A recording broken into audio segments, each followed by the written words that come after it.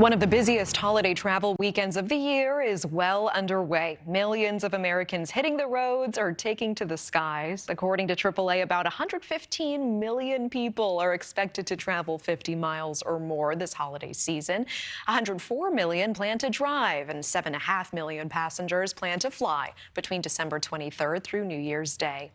Want to take a live look at LAX in California, one of the busiest in the nation. Airlines hoping to avoid last year's meltdown after winter weather and staff shortages caused thousands of delays and cancellations. And you can just about see that sunset taking place right now. Beautiful. I want to bring in Eric Rosen, Director of Travel Content for The Point Sky. Eric, it's good to see you. Happy holidays.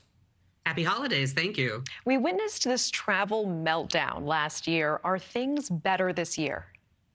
So far, this has been a very smooth holiday travel period. We've been looking at very few flight cancellations, just over 80 today, which is no good luck for the people who are on those flights. But for the rest of the system, things seem to be going exceptionally smoothly, especially considering we've had a lot of storms, and airlines seem better prepared this year to handle any potential mishaps.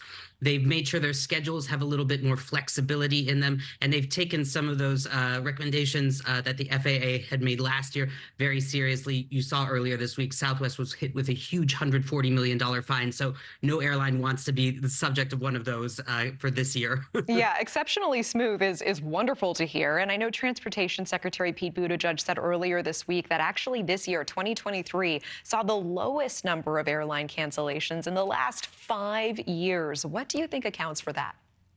Yes, absolutely. I think we're down to just over 1% of flights being canceled versus 2% before the pandemic. So there's a lot going on there. I think airlines have gotten a bit savvier about scheduling their flights. As you mentioned before the break, airlines have actually scheduled fewer flights, but are offering more seats this holiday season by flying some of their larger planes to some of the more popular destinations. So that means we're less likely to see some of that congestion happening at airports. It does take a little more time to board and sort of traffic direct those planes around the tarmac and up in the air. But because there are fewer flights operating with more seats, we're seeing a lot less cancellations, basically, and a lot less havoc when things do go a little bit wrong. Yeah, that's super interesting. So, I mean, has this been the key all along? Because interestingly, you say, despite millions of people traveling this holiday season, airlines are choosing to fly fewer planes, but bigger planes in the skies. Is this the key to congestion?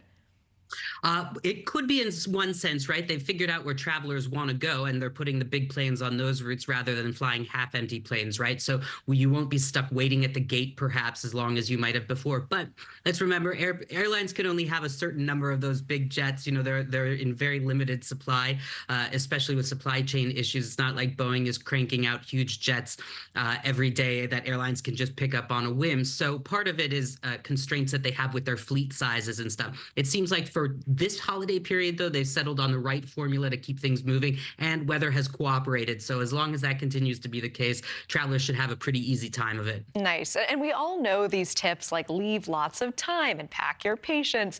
What tips have we not heard that'll help us travel headache-free? Sure, of course, pack your patience. Everybody says that, but it's very hard when you're on a rolling delay, as I'm sure anyone knows. One thing I like to do is I make sure that I have the app of the airline that I am flying on a particular day and set those notifications to be enabled so that if anything is going wrong, you're one of the first to be aware of it. I also check flightaware.com, which monitors delays and cancellations across the system, and you can search by flight. It'll tell you where your incoming plane is coming from.